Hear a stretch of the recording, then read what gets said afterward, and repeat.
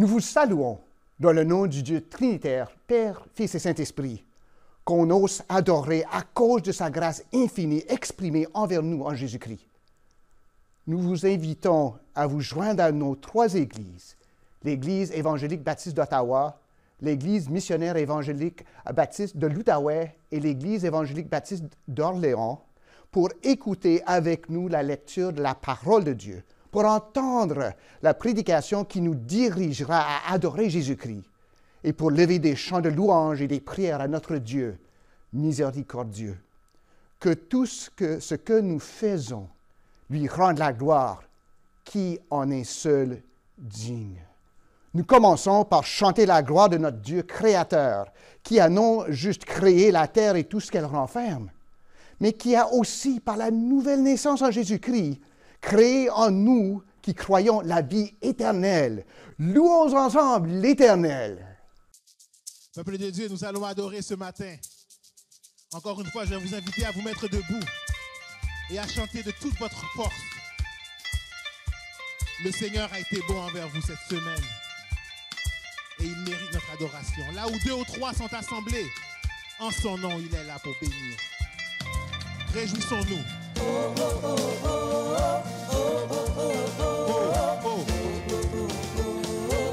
Disons-le encore une fois.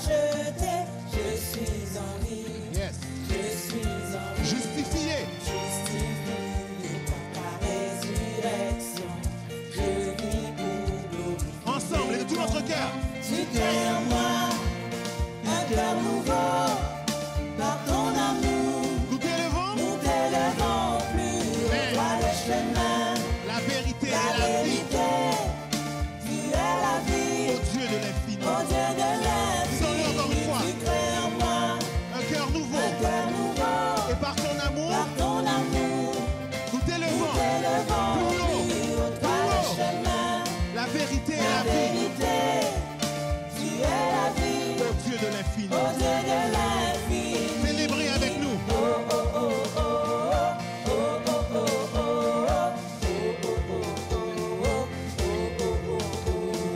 Tu m'as tout donné, je veux le chanter. Joie du Seigneur. Remplis mon cœur. Et tel un océan. Ta grâce répand. Joie du Seigneur. Amen. Remplis mon cœur. Justifié par sa résurrection. Je vis pour glorifier ton nom. Tu crées en moi un cœur nouveau. Par ton amour, nous t'élevons. Plus haut, toi le chemin. La vérité et la vie. Tu es la vie. Ô Dieu de l'infini. Chantons encore une fois. Tu crées en moi un cœur nouveau. Par ton amour, sois dans la joie, peuple de l'Éternel. Plus haut, toi le chemin. Alléluia. La vérité. Tu es la vie, ô Dieu. Tu es la vie. Ô Dieu de l'air. Si tu as de l'air et tu respires, danse. Si tu as tes 2 pieds, danse. Si tu as tes 2 mains avec toi, danse. Loue. Célèbre ton Dieu ce matin. Sois dans la joie et baigne dans l'amour de ton Sauveur. J'élèverai ma voix vers toi. Et j'élèverai mes mains. J'élèverai mes mains pour t'adorer. Je pousserai des Vas-y, pousse un cri de joie devant l'Éternel. J'élèverai ton nom chantant. Dis oh.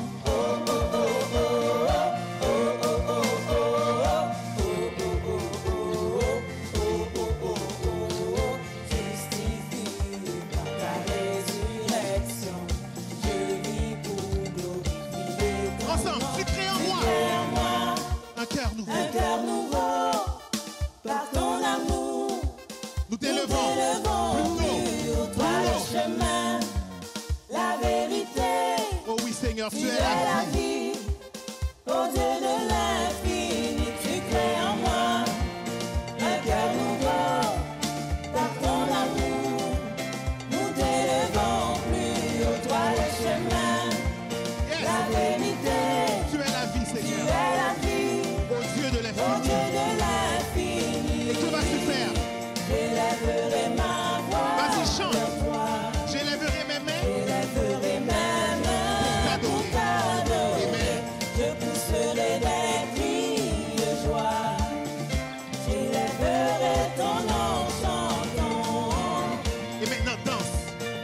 devant le roi des rois. Démontre-lui ta joie de lui appartenir. Il a créé en toi un cœur nouveau.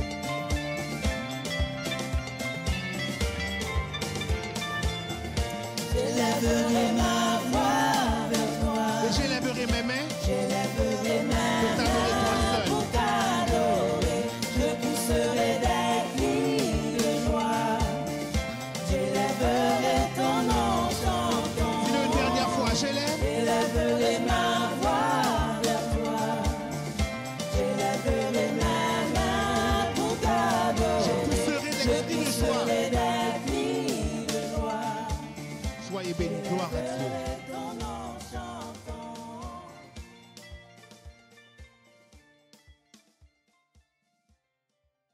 En vérité, Christ est ressuscité. Grâce soit rendue à Dieu qui nous a donné la victoire par son Fils, notre Seigneur Jésus-Christ. Prions ensemble. Dieu Tout-Puissant, qui connaît les cœurs et les désirs des hommes, devant qui ils ne peuvent rien cacher, purifie nos pensées par l'inspiration de ton Saint-Esprit, pour que nous t'aimions parfaitement et que nous soyons dignes de louer ton saint nom. Par Jésus-Christ, notre Seigneur. De toi, Seigneur, nous vient tout don parfait. Comble nos ardentes prières, inspire nos pensées pour qu'elles découvrent ce qui est bon et juste, et dirige nos volontés pour que nous le pratiquions. Par Jésus-Christ, ton Fils, notre Seigneur. Reçois, nous te prions, Père, notre adoration dans le nom tout suffisant de Jésus. Amen. Nous allons maintenant lire ensemble le psaume 67. Écoutons la parole de Dieu. Que Dieu ait pitié de nous et qu'il nous bénisse, qu'il fasse luire sur nous sa face, afin que l'on connaisse sur la terre ta voie et parmi toutes les nations ton salut. Les peuples te louent, ô Dieu, tous les peuples te louent. Les nations se réjouissent et sont dans l'allégresse. Car tu juges les peuples avec droiture et tu conduis les nations sur la terre. Les peuples te louent, ô Dieu, tous les peuples te louent. La terre donne ses produits. Dieu, notre Dieu, nous bénit. Dieu nous bénit. Et toutes les extrémités de la terre le craignent. Parole du Seigneur. Adorons encore en chant notre Dieu qui est amour et qui nous appelle à vivre en amour. En entendant le cantique, marche dans l'amour. Chantons et louons ensemble notre Dieu. La parole de Dieu nous dit dans Éphésiens 5, verset 2, « Marchez dans l'amour, à l'exemple de Christ qui nous a aimés et qui s'est livré lui-même à Dieu pour nous, comme une offrande et un sacrifice de bonne odeur. » Je veux marcher comme tu as marché. Je veux aimer comme tu as aimé. Sur la route, malgré les coups. Tu n'as pas répondu aux injures. Alors qu'on crachait sur ta figure. Tu as méprisé les clous. Quand tu m'as aimé plus que tout. Walk in love, marche dans l'amour. Oui, je veux marcher chaque jour dans ton amour. Car la miséricorde triomphe du jugement, triomphe même de la mort. Oui, l'amour triomphe encore. Walk in love, marche dans l'amour. Quel que soit le poids des blessures, l'amour triomphe toujours. Walk in love, je marche dans son amour.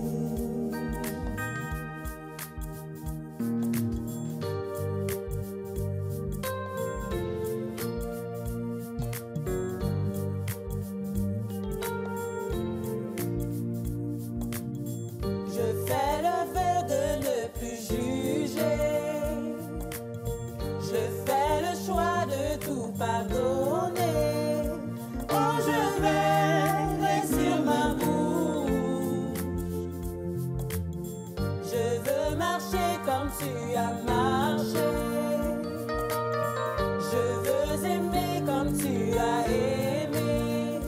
Quand tu t'es donné pour moi.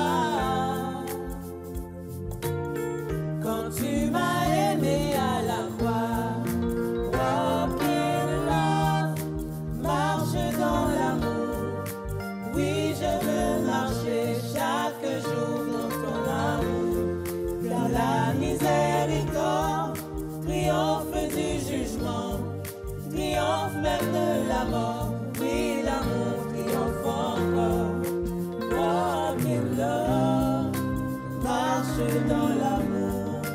Quel que soit le poids des blessures, l'amour triomphe toujours. Walk in love, je marche dans son amour.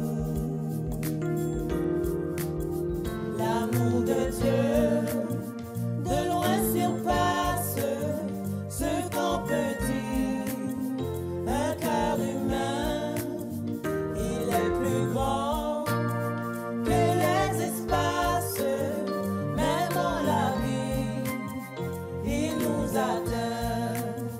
Pour le péché de notre monde, Dieu nous donna Jésus. Il nous pardonne en paix profonde, il sauve les perdus.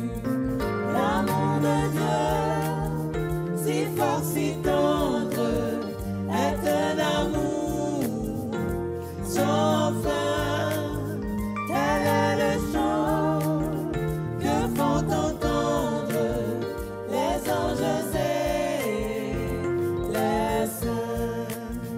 Et que le monde un jour chancelle avec cette eau de ses rois, quand trembleront tous les rebelles, soudain saisis d'un grand effroi. De Dieu l'amour, que rien ne laisse pour nous encore vivre. C'est le miracle de la grâce.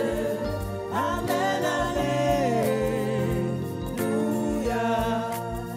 L'amour de Dieu, si fort, si tendre, est un amour sans fin. Quel est le chant que font entendre les anges et les saints.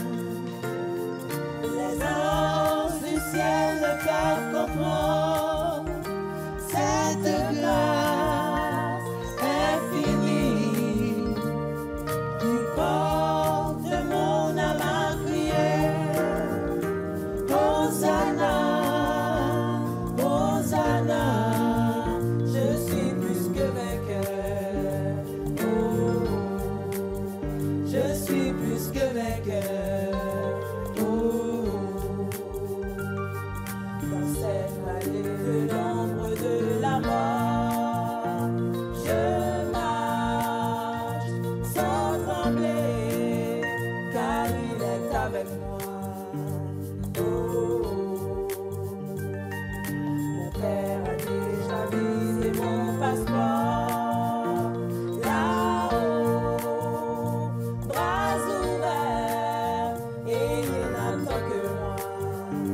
Oh, les anges du ciel ne peuvent comprendre cette grâce infinie qui porte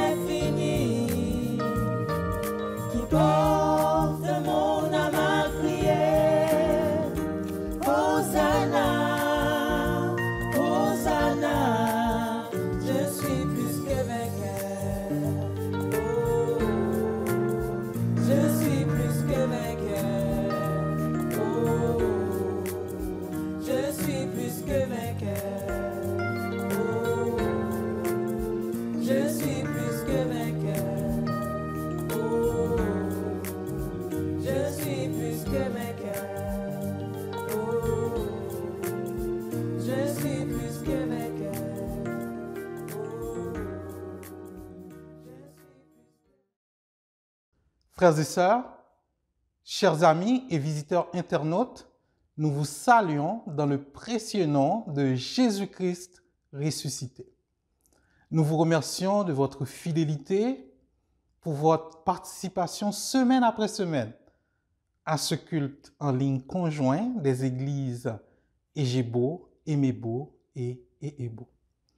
Le psalmiste David nous dit au psaume 84 « Que tes demeures sont aimables, Éternel des armées. Mon âme soupire et languit après les parvis de l'Éternel. Mon cœur et ma chair poussent des cris de joie devant le Dieu vivant.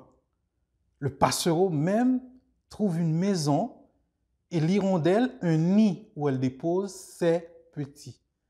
Tes autels, Éternel des armées, mon roi et mon Dieu, heureux ceux qui habitent ta maison, ils peuvent te célébrer encore. » Donc sur ces mots, bienvenue à vous tous dans ce culte d'adoration.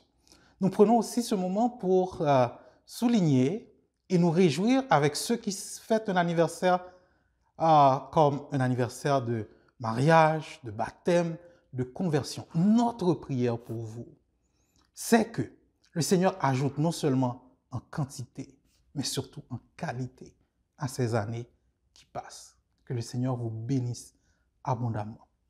Maintenant, nous vous prions aussi de porter attention aux annonces qui sont sur les sites de vos églises respectives. Egebo, Emebo et Ehebo. Ces annonces sont mises à jour chaque semaine pour votre bénéfice. C'est maintenant aussi le moment habituel du culte où nous recueillons les dîmes et les offrandes de l'Assemblée. Le Seigneur dit à ce sujet, dans 2 Corinthiens 9, versets 6 et 7, « Sachez-le, celui qui sème peu, moissonnera peu, et celui qui sème abondamment, moissonnera abondamment. Que chacun donne comme il l'a résolu en son cœur, sans tristesse ni contrainte, car Dieu aime celui qui donne avec joie. » Vous avez déjà reçu les instructions pour continuer à soutenir l'œuvre de Dieu. Et si vous avez quelques questions que ce soit à ce sujet, contactez le secrétariat de votre église respective. Chers amis, maintenant nous venons tout juste de chanter « Sans inquiétude sous son manteau de grâce ». Quel beau chant, sans inquiétude. Et que nous dit la parole à ce sujet? Philippiens 4, versets 6 et 7. Ne vous inquiétez de rien, mais en toute chose, faites connaître vos besoins à Dieu par des prières et des supplications avec les actions de grâce. Et la paix de Dieu, qui surpasse toute intelligence, gardera vos cœurs et vos pensées en Jésus-Christ. Prions, frères et sœurs. Éternel, nous venons à toi en te remerciant pour ces promesses qui ne failliront jamais. Papa, nous savons que tu es le Dieu tout-puissant et que ce que tu dis arrive toujours. Tu nous dis de nous inquiéter de rien. Nous le croyons de tout notre cœur. Papa, nous venons à toi aussi pleurer avec des nombreuses familles de notre assemblée qui sont éprouvées dans le deuil. Les familles Prince-Civil, Pétion, Jean-Louis, Bourgeot, Gilles, Joseph, Philippe-Auguste, Narcisse, Pierre-Louis sont en deuil éternel. Et nous crions à toi comme le Père des miséricordes et le Dieu de toute consolation. Que tu puisses, Seigneur, dans leur affliction, faire provision de consolation pour eux. Et que par cette même consolation, qu'ils puissent eux aussi consoler en temps convenable d'autres affligés. Papa, nous venons à toi parce que certains d'entre nous, Seigneur, passent par des moments difficiles. Au travers de cette pandémie mondiale, Seigneur, une circonstance qui nous dépasse largement, mais qui ne te dépasse pas toi. Elolam, le Dieu éternel. Elaï, le Dieu vivant. El Shaddai, le Dieu tout-puissant. Papa, nous venons à toi. Certains d'entre nous sont inquiets par rapport à leurs emplois, par rapport à leur santé. Certains ont même peur d'aller dans les hôpitaux, de peur de devenir plus malades. Papa, nous crions à toi. Pour ceux qui ont des obligations financières, ceux qui ont toute crainte que ce soit par rapport à l'avenir, rassure nos cœurs. Viens nous rencontrer dans nos besoins. Comme tu l'as fait par le passé, comme tu l'as toujours fait, comme tu le fais maintenant et comme tu le feras à l'avenir. Nous le croyons de tout notre cœur. Papa, nous venons à toi implorer les grâces, les secours de ton esprit éternel pour ton Église dispersée dans les maisons éternelles. Présentement, ton Église a besoin d'unité, a besoin de paix. Garde-nous ensemble, soudés les uns aux autres, bien que dispersés, mais unis par la puissance de ton esprit. Parce que tu nous as dit, vous recevez une puissance, le Saint-Esprit survenant sur vous. Nous le croyons, Éternel. Nous remettons à ta bonne grâce nos frères et sœurs qui travaillent dans le milieu hospitalier. Éternel, ils sont nombreux, certains même sont malades. Éternel, et nous crions à toi, Papa. Nous remettons à ta bonne grâce nos gouvernements, les chefs, ceux que tu as établis en autorité au-dessus de nous, le premier ministre de ce pays, les premiers ministres des provinces, Éternel, les chefs dans les différents ministères, que tu leur donnes un esprit d'intégrité et qu'au travers de ces décisions, tu inclines leur cœur à faire non pas leur volonté, mais ta volonté pour ton peuple. Protège, Éternel, des vies face à cette pandémie. Éternel, fais grâce.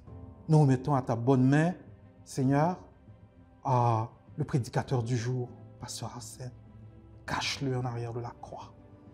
Oins-le de ton esprit éternel, que cette parole ne retourne pas à toi sans effet. Papa, les malades sont entre tes mains.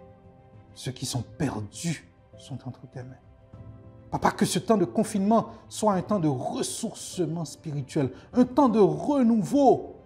Nous soupirons après un retour dans la maison de l'Éternel. Mais nous ne voulons pas retourner comme nous sommes partis. Nous voulons être transformés, changés, confrontés, lavés, purifiés par ton Esprit éternel, afin que ce retour soit un retour glorieux, dans l'attente du retour de notre Seigneur Jésus. Nous sommes entre tes mains, nos vies sont entre tes mains, notre santé est entre tes mains, nos finances sont entre tes mains, notre éducation est entre tes mains, nos relations, nos émotions, tout est entre tes mains éternelles. Bénis ton Église, accompagne-nous en ce jour et pour toujours, au nom de Jésus-Christ, notre Rédempteur, du Saint-Esprit, consolateur, guide, et de toi, le Père éternel, le seul vrai Dieu. Nous t'avons prié. Amen. Amen. Frères et sœurs, c'est une joie de nous retrouver maintenant, prêts à l'écoute de la parole de Dieu, et que nous fassions silence en nos cœurs, pour que le Seigneur puisse nous parler. Au nom de Jésus. Bonne écoute, bonne fin de culte. Que Dieu vous bénisse.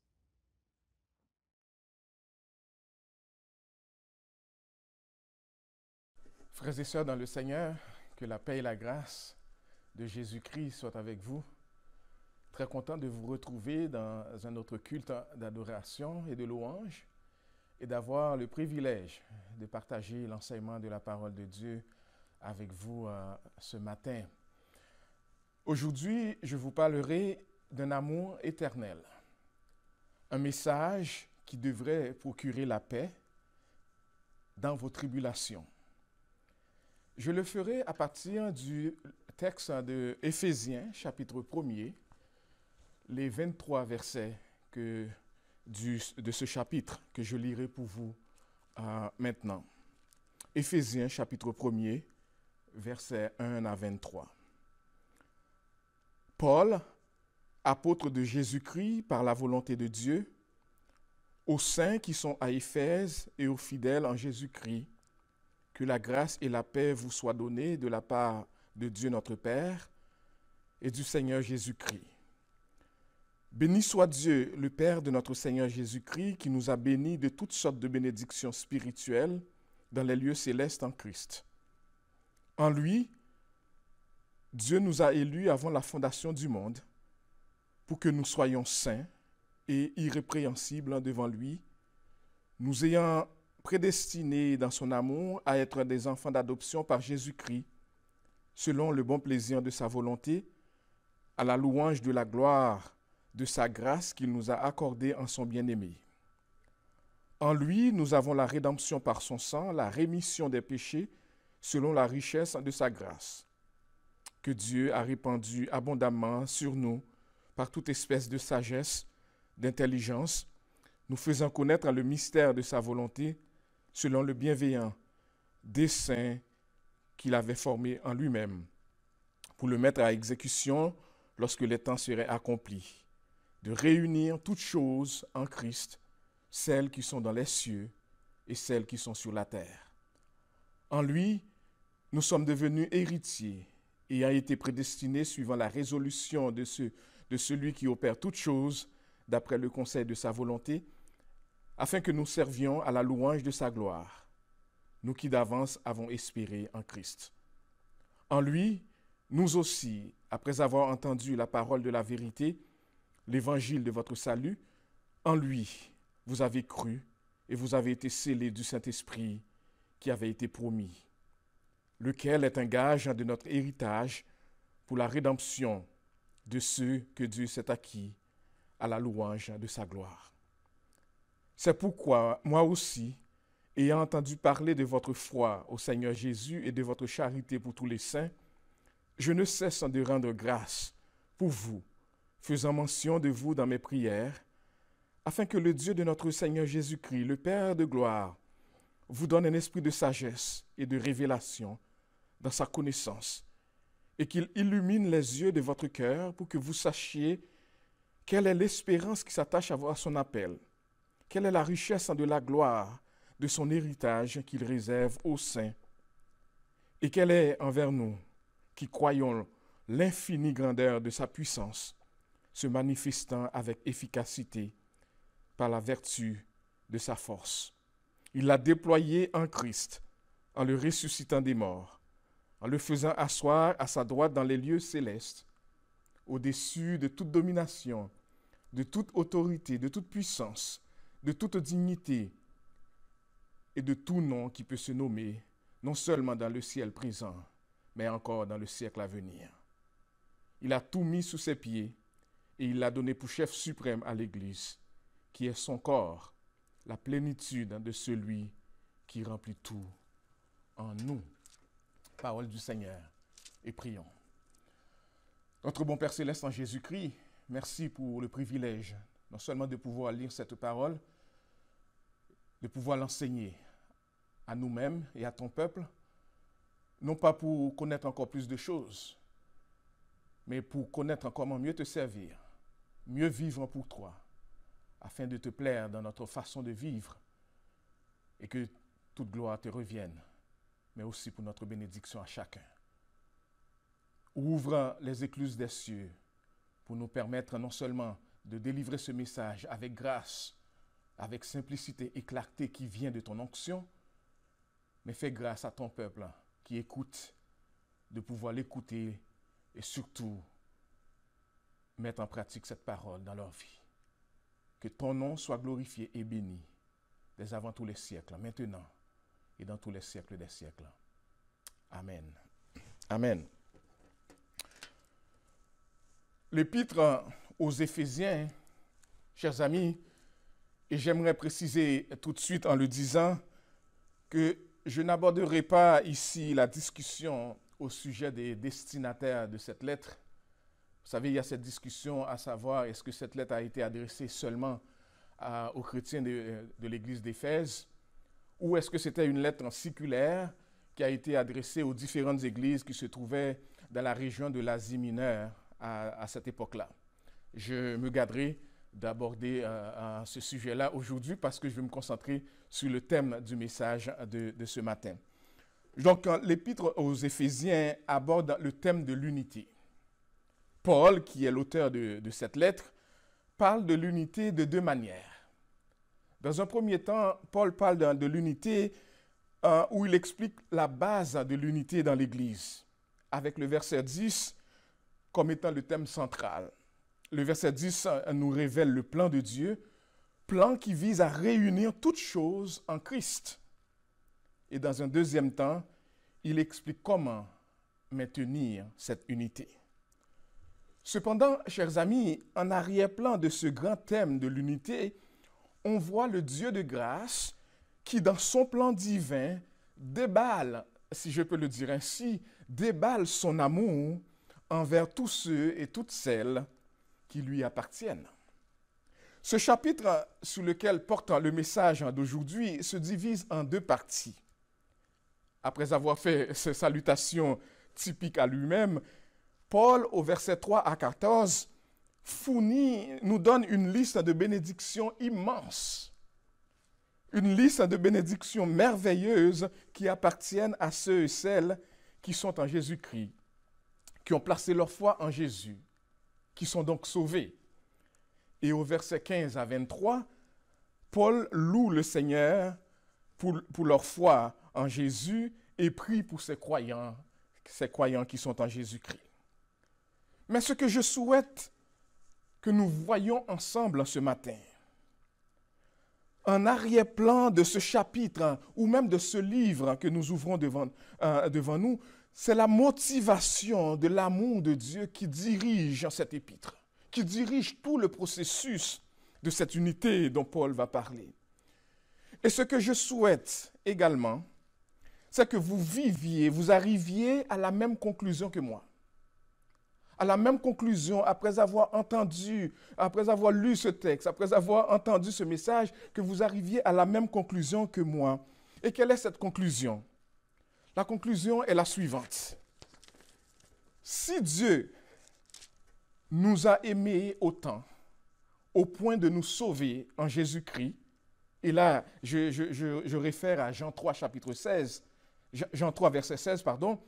Si Dieu nous a tant aimés et a donné son Fils Jésus-Christ, son bien-aimé Fils, pour nous sauver, à la suite d'une mort humiliante, d'une mort sacrificielle, si Dieu nous aime autant jusqu'à nous combler, après nous avoir sauvés d'autant de bénédictions en Jésus-Christ, est-ce qu'il y a une situation? Est-ce qu'il y a un problème? Est-ce qu'il y a une souffrance? Est-ce qu'il y a une maladie? Est-ce qu'il y a une circonstance qui devrait nous faire douter de son amour ou qui pourrait nous priver de son amour? En fait, Paul a déjà réglé ce problème quand il a dit en Romains chapitre 8, versets 35 à 37, « Qui nous séparera de l'amour de Christ? Sera-ce la tribulation, ou l'angoisse, ou la persécution, ou la faim, ou la nudité, ou le péril, ou l'épée? Selon qu'il est écrit, c'est à cause de toi qu'on nous met à mort tout le jour, qu'on nous regarde comme des brebis destinées à la boucherie.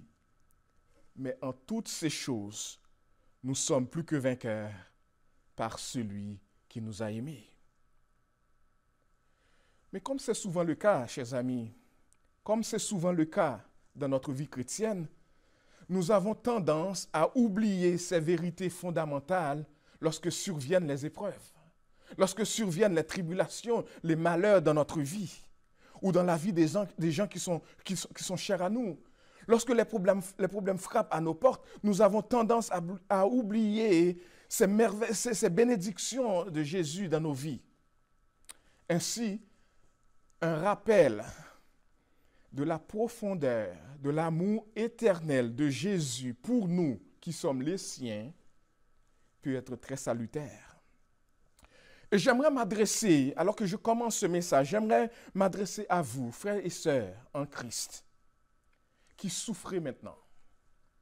Vous qui souffrez et qui, en dépit des intercessions des saints qui vous entourent, malgré leurs prières incessantes pour vous, vous attendez encore la guérison, une guérison qui tarde à venir.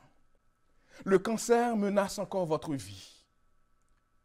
Le poids du deuil se fait de plus en plus lourd et pesant, et la tristesse vous envahit. Les maladies rongent encore vos corps. Les problèmes se multiplient. La crise actuelle semble vous frapper plus fort que n'importe qui d'autre. Et par moments, chers amis, il peut vous arriver de douter de l'amour de Dieu pour vous. Eh bien, qu'il plaise à Dieu ce matin d'utiliser ces paroles de ma bouche pour vous rassurer que peu importe les souffrances qui pèsent sur votre vie ces temps-ci, peu importe la maladie, peu importe la souffrance, peu importe le problème qui vous tracasse, s'il y a une chose dont vous pouvez être certain, s'il y a une chose dont vous devez être certain, c'est que Dieu n'est pas indifférent à votre situation. Dieu ne peut être indifférent à votre souffrance. Et surtout, Dieu continue à vous aimer malgré la souffrance par laquelle vous passez présentement. Vous êtes ses enfants adoptifs en Jésus-Christ. Son amour pour vous est éternel. Vous pouvez compter sur ce Dieu. Un Dieu qui n'abandonne jamais les siens. Un Dieu qui nous a tellement aimés, qui nous a donné son propre Fils. Comment pourrait-il nous laisser à nous-mêmes dans les difficultés, les tracas de la vie? Vous savez, quand je fréquentais Sœur Annie, qui est, j'allais dire ma blonde, qui est ma femme depuis 20 ans, j'aimais lui dire, avant mes débats, avant nos discussions, nos chicanes, parce qu'apparemment j'étais une personne qui aimait beaucoup les débats, les discussions, j'aimais lui dire, pour lui rassurer, que c'est important que tu comprennes que mes chicanes, mes débats, si houleux soient-ils, ne remettent pas en question mon amour pour toi. Autrement dit, si nos chicanes peuvent avoir laissé des traces en menant à la tristesse, à la souffrance, etc., elles devaient être capables de faire la part des choses et de dire, c'était une discussion, mais qu'elle ne doute pas de mon amour pour elle. Cette illustration bien imparfaite, je le reconnais, peut bien aider à comprendre l'idée qui soutient le message de ce matin. Parce que nos épreuves, bien que difficiles, les circonstances, bien que stressantes par lesquelles nous passons, ne signifient pas, et je ne sais pas comment je peux le répéter pour que ça devienne une réalité pour vous, les circonstances, les difficultés, les situations difficiles qui nous frappent, ne signifie pas que Dieu ne nous aime pas. Ne signifie pas que Dieu nous abandonne à nous-mêmes. Ne signifie pas que Dieu est totalement indifférent à ce que nous vivons. Au contraire, il nous aime. Il compatit avec nous. Il y a au moins 2 mensonges du diable que le chrétien doit rejeter fermement. Le premier, c'est celui qui soutient que le chrétien authentique ne peut pas souffrir. Et le deuxième, corollaire au premier, c'est celui qui veut nous faire croire que si nous souffrons, c'est la preuve que nous n'appartenons pas à Dieu ou qu'il est fâcheux contre nous, ou pire encore, qu'il ne nous aime plus. Vous savez, cette théologie, si apparente à la théologie des amis de Job, n'est pas biblique. Elle n'est pas biblique. Parce que, chers amis, il y a une chose extrêmement importante que nous devons nous rappeler. Nous n'avons pas choisi Dieu. C'est Dieu qui est venu vers nous. C'est Dieu qui a fait le premier pas vers nous. C'est lui qui nous a choisis en Jésus-Christ.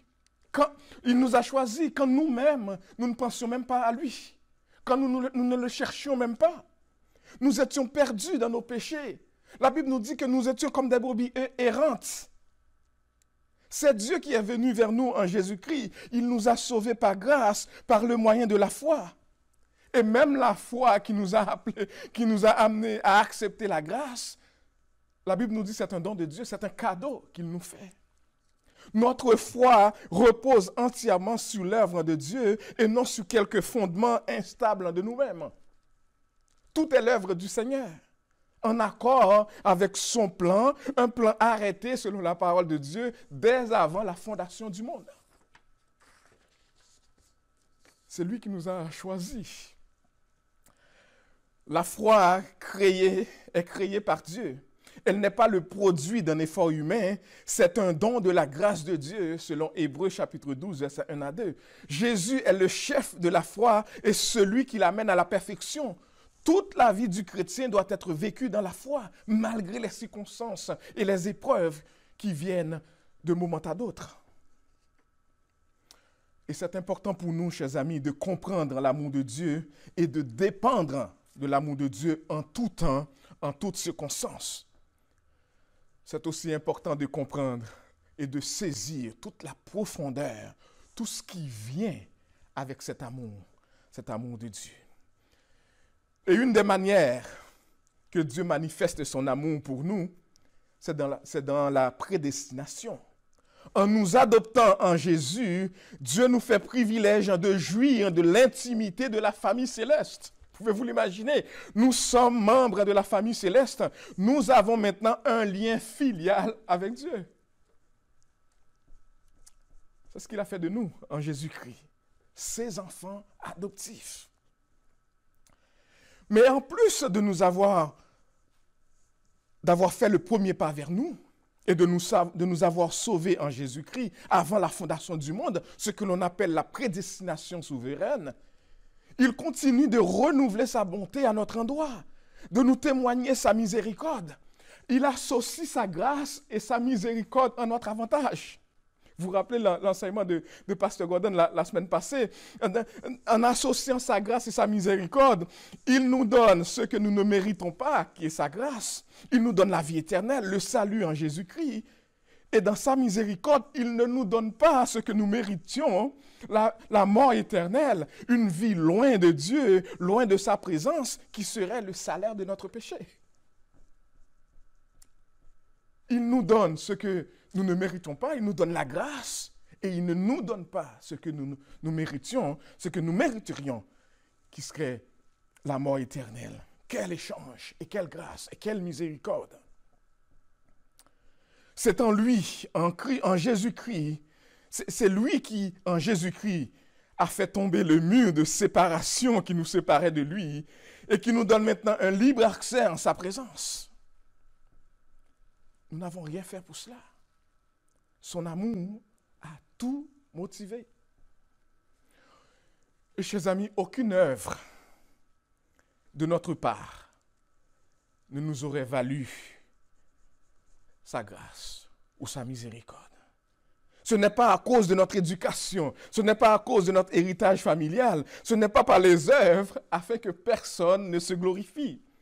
Tout est grâce, totalement grâce, motivé par l'amour d'un Père qui, avant même la fondation du monde, désirait nous sauver en son Fils Jésus-Christ.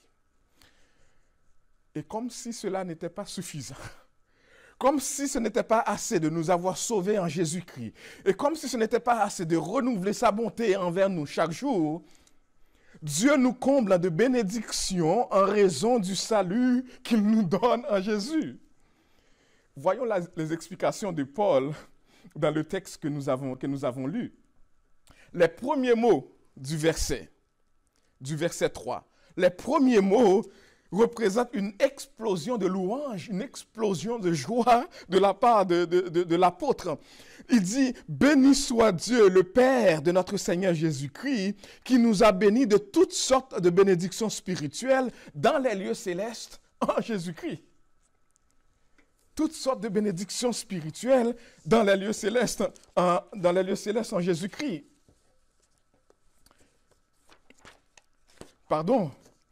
Et quelles sont ces bénédictions, chers amis? Quelles sont ces bénédictions? Regardons-les avec moi. Au verset 4, Paul dit, « En qui Dieu nous a élus avant la fondation du monde pour que nous soyons saints et irrépréhensibles devant lui. Paul donne louange pour l'élection. Paul donne louange pour l'adoption en Dieu. Et vous pouvez remarquer aussi au verset 5, nous avons été prédestinés dans son amour à être ses enfants d'adoption par Jésus-Christ selon le bon plaisir de sa volonté.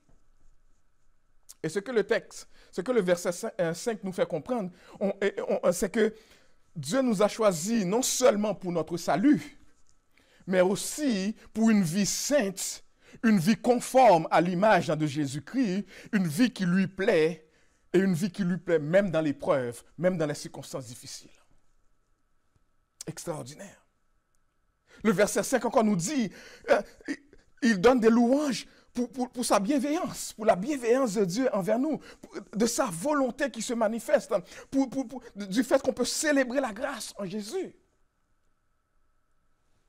Et versets 7 et 8, verset 7 et 8, verset 6 nous dit, pour la louange de sa gloire, de la gloire de sa grâce qu'il nous a accordée en son bien-aimé. En lui, nous avons la rédemption par son sang, la rémission des péchés selon la richesse de sa grâce. Autrement dit, Paul donne des louanges aussi pour la rédemption, pour notre rachat. Et le pardon de nos péchés passés, nos péchés présents, nos péchés futurs ont été pardonnés lorsque nous plaçons notre foi en Jésus, qui est notre Seigneur, notre Sauveur. Extraordinaire. Et Paul veut que, comme chrétiens qui sommes en Jésus, malgré la tribulation, malgré les circonstances difficiles par lesquelles nous pouvons passer, que nous puissions nous référer à ce que Dieu a fait pour nous en Jésus et que nous puissions demander, celui qui m'a tant aimé, qui a tant fait pour moi, peut-il aujourd'hui, dans les circonstances difficiles que je suis, peut-il m'abandonner? Peut-il le faire? Non. Il ne nous abandonnera pas. Verset 8, que Dieu a répandu abondamment sur nous par toute espèce de sagesse et d'intelligence. Verset 9, nous faisant connaître le mystère de sa volonté, selon le bienveillant dessein qu'il avait formé en lui-même. Non seulement louange pour la rédemption et le pardon des péchés, mais aussi louange pour le plan de Dieu des mystères, pour réunir toutes choses en Jésus-Christ. Vous savez qu'est-ce que cela renferme? Cela renferme la foi. Cela renferme, à la fois la restauration de l'univers jadis plongé dans le désordre à cause du péché, mais aussi de l'unité. La création retrouvera son harmonie jadis perdue. En Christ, la création se soumettra. L'univers tout entier, visible et invisible, sera soumis sous le gouvernement de Jésus-Christ. L'univers sera renouvelé. L'univers sera soumis sous le gouvernement de Jésus-Christ. L'histoire de l'humanité sera résumée et achevée en Jésus-Christ. Le cosmos tout entier ne formera plus qu'un corps dont le Christ sera la tête. Il dirigera. Et j'aime le dire, tu pourras choisir de te soumettre à lui en l'accueillant comme Sauveur et Seigneur, ou tu seras forcé de le faire. Mais la Bible nous dit, tout genou fléchira devant lui. Tout genou fléchira devant lui. Paul ne s'arrête pas là avec les louanges. Des versets 11 à 14, il continue de louer le Seigneur. Regardons le verset 11 à 14. En lui, nous sommes devenus héritiers ayant été prédestinés suivant la résolution de celui qui opère toutes choses d'après le conseil de sa volonté, afin que nous servions à la louange de sa gloire, nous qui d'avance avons espéré en Christ. Je reviendrai sur les versets 13 à 14. Alors, dans les versets 11 et 12, Paul donne des louanges pour l'assurance de l'héritage des croyants. Parce que nous avons été réclamés par Dieu comme appartenant à lui. Nous sommes à lui. Nous lui appartenons. Nous sommes son peuple et le troupeau qu'il a choisi. Maintenant, les hommes et les femmes en Christ sont le peuple élu de Dieu, ayant été revendiqués par lui comme son héritage. Nous sommes à lui. Et j'aime bien les versets 13 à 14.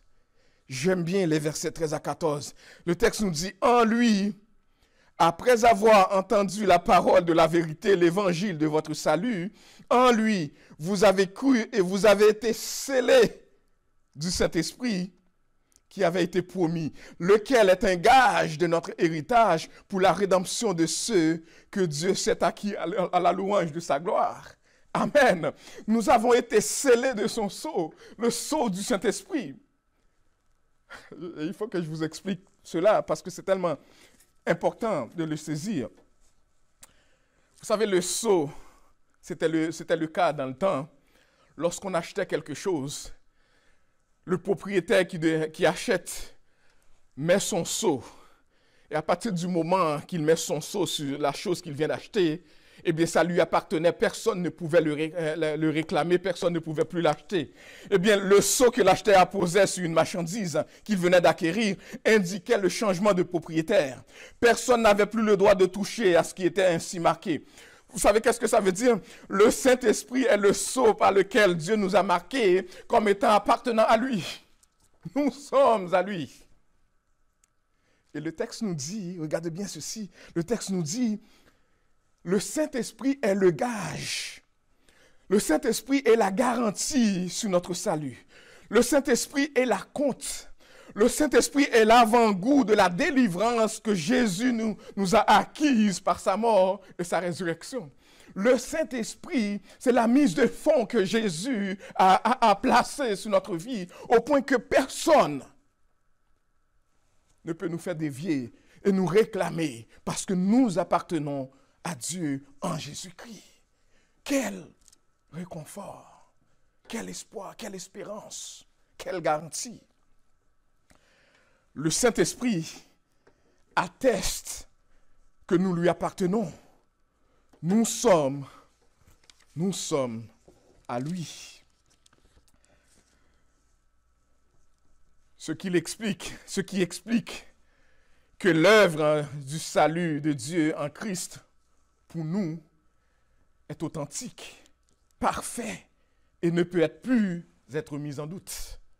C'est une garantie, c'est un gage qui fait partie de ce qu'il garantit. C'est un acompte de l'héritage qui est gardé en réserve, une promesse pour nous que le meilleur est encore à venir, notre héritage final en Jésus-Christ, le pas encore dans le déjà présent.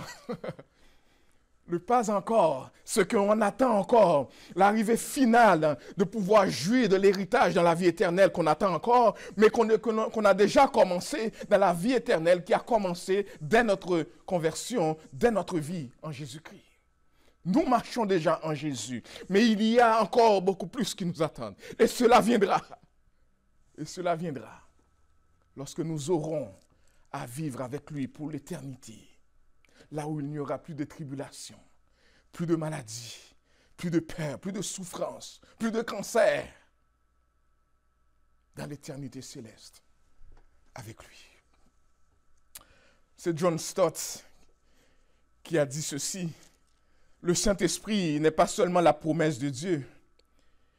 Il est en deuxième lieu le sceau de Dieu. Le sceau est une marque de propriété et d'authenticité. Le bétail était marqué du sceau de leur maître comme preuve de leur appartenance à celui-ci.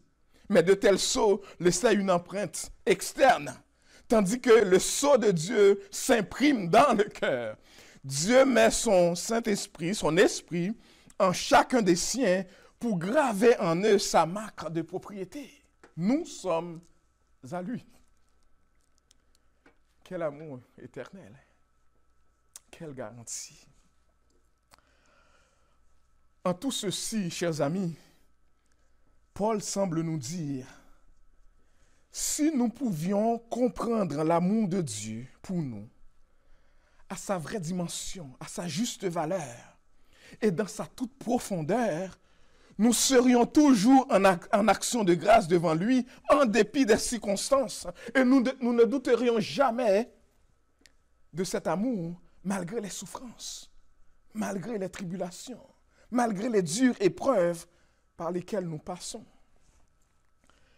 Quelqu'un a dit, plus nous percevons les intentions admirablement bienveillantes de Dieu, plus nous serons reconnaissants pour sa main souveraine qui les accomplit.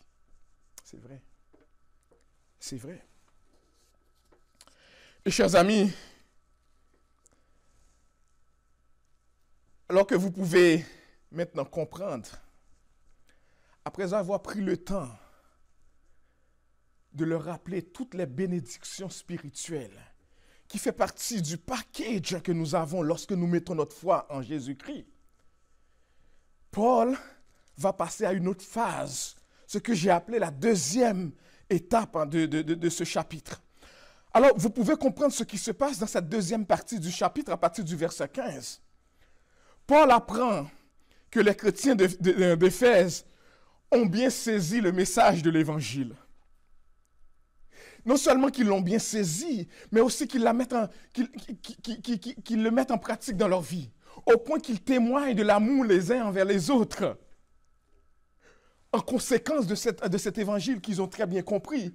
Et Paul dit à ces chrétiens, « Cela me réjouit au plus haut point de savoir combien vous avez compris l'évangile et que vous avez placé votre foi en Jésus. » Et il dit, « C'est pourquoi. » C'est le sens ici de « c'est pourquoi ». Paul dit, « Je suis tellement content, cela me fait tellement plaisir que les mauvaises nouvelles n'ont pas eu pour effet d'affaiblir votre foi. » Eh bien, je ne cesse de remercier le Seigneur pour vous. C'est pourquoi, moi aussi, ayant entendu parler de votre foi au Seigneur Jésus et de votre charité pour tous les saints, je ne cesse de rendre grâce pour vous en faisant mention de vous dans mes prières. Parce que malgré les épreuves, vous avez su apprécier la faveur de Dieu en Jésus-Christ.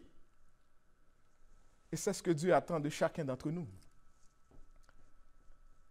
Lorsqu'il permet les épreuves, lorsqu'il permet les circonstances difficiles, que nous puissions encore avoir les yeux fixés sur Jésus, notre Seigneur, notre Sauveur.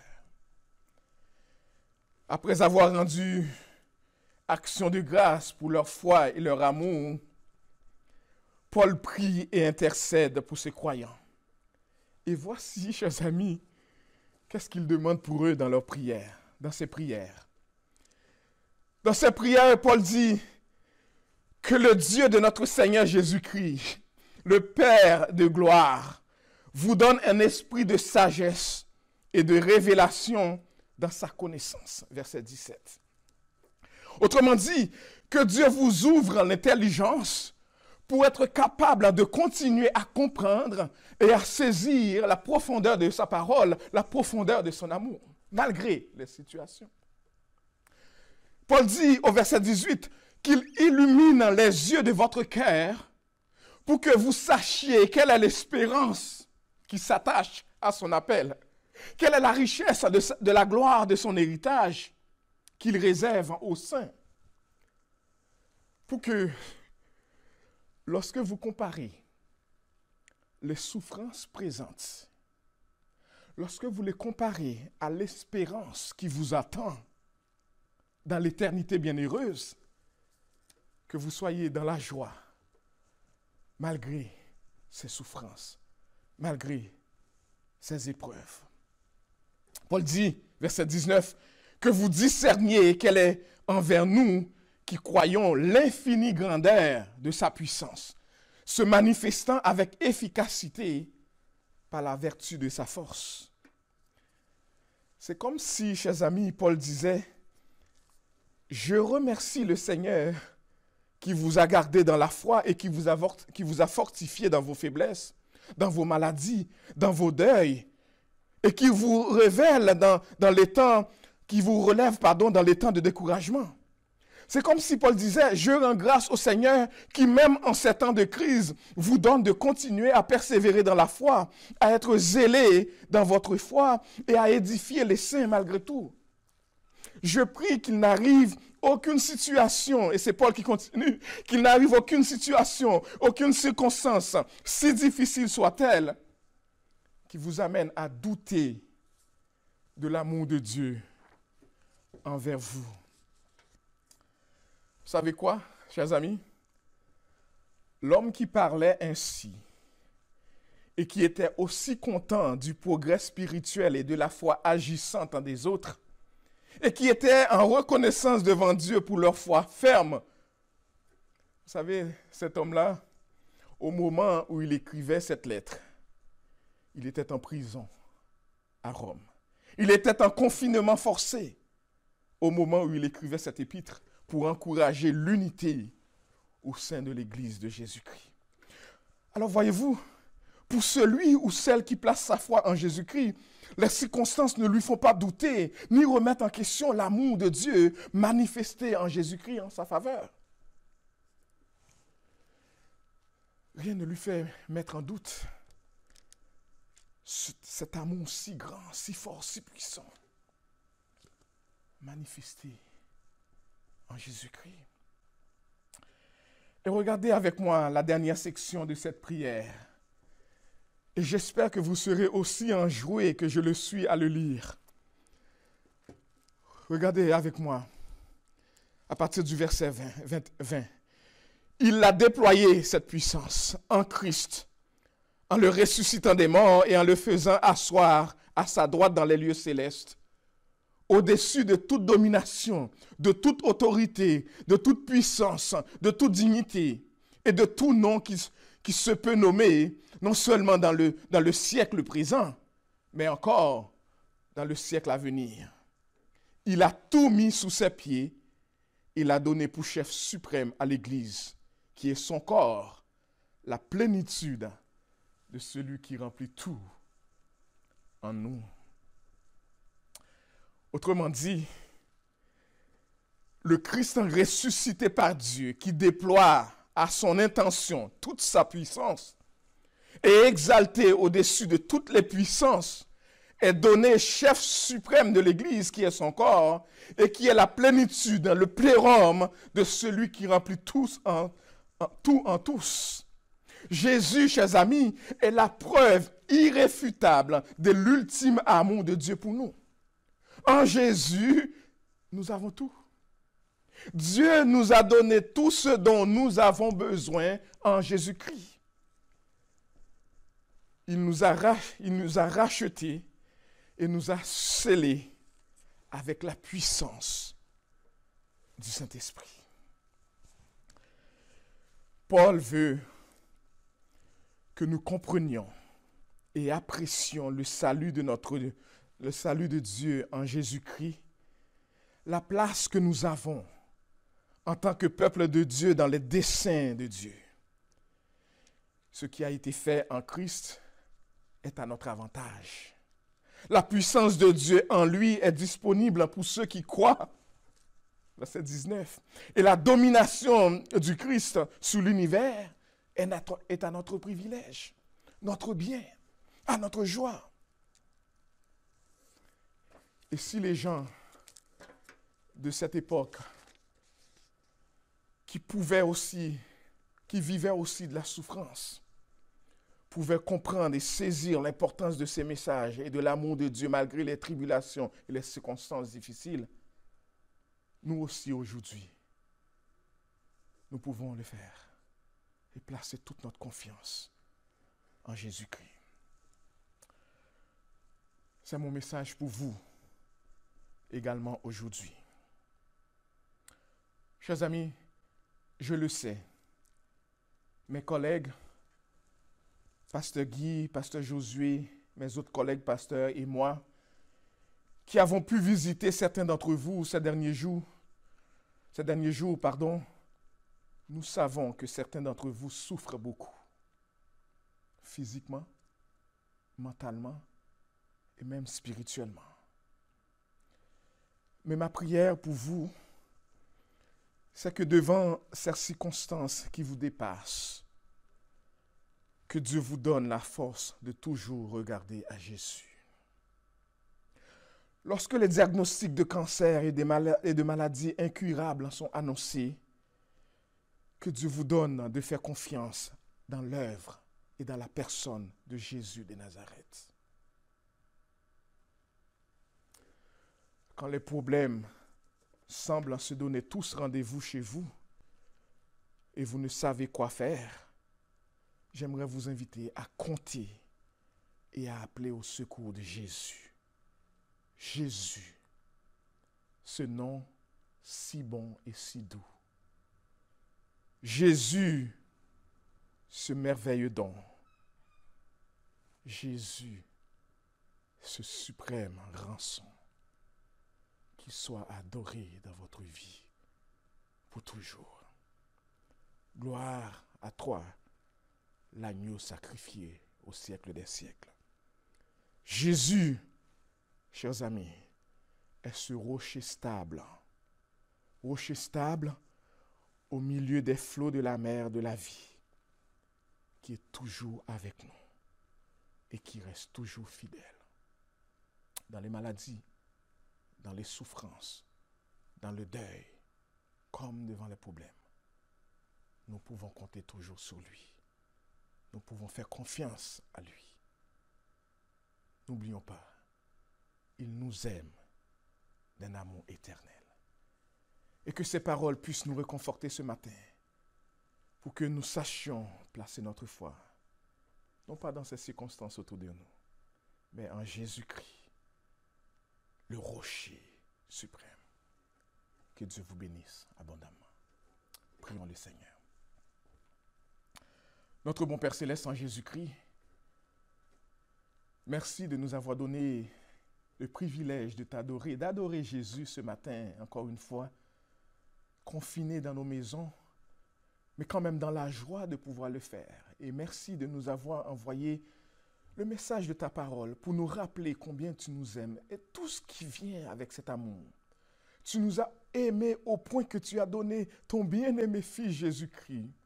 Il est venu dans ce monde, a vécu comme un des nôtres, sans jamais pécher. Il a été jusqu'à la croix, donné sa vie. Il est ressuscité, il intercède pour nous. Et ta parole nous dit, si tu nous as donné Jésus, qu'est-ce que tu ne nous donnerais pas avec lui?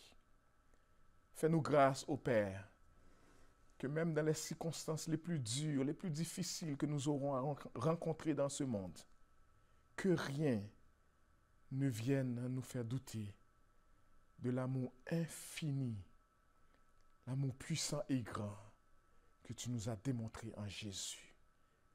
Fais-nous grâce de toujours regarder à lui, notre souverain berger, notre roi des rois.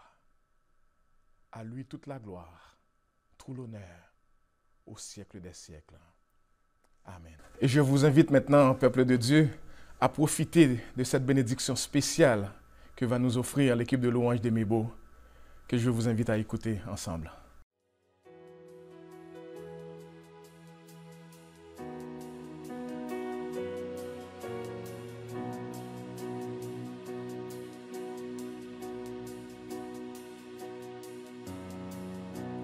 Te bénit et te garde, il rayonne sur toi, il t'accorde sa grâce.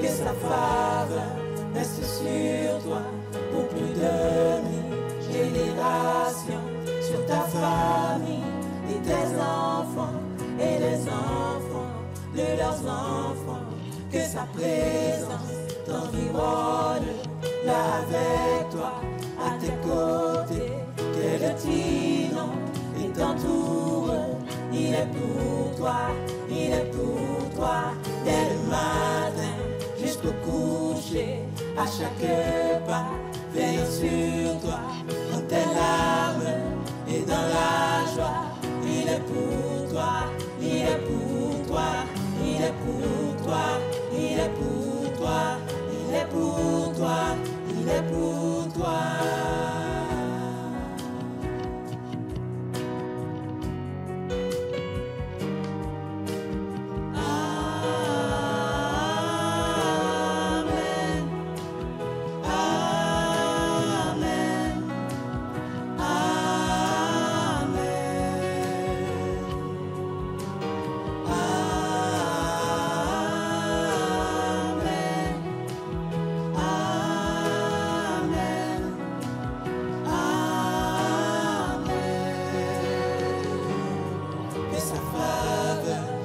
Sur toi pour plus de 1000 générations, sur ta famille et tes enfants et les enfants de leurs enfants, que sa présence t'environne, là avec toi, à tes côtés, que le t'inonde et t'entoure, il est pour toi, il est pour toi, dès le matin jusqu'au coucher. À chaque pas, veille sur toi, dans tes larmes et dans la joie. Il est pour toi, il est pour toi, il est pour toi, il est pour toi, il est pour toi, il est pour toi, il est pour toi, il est pour toi.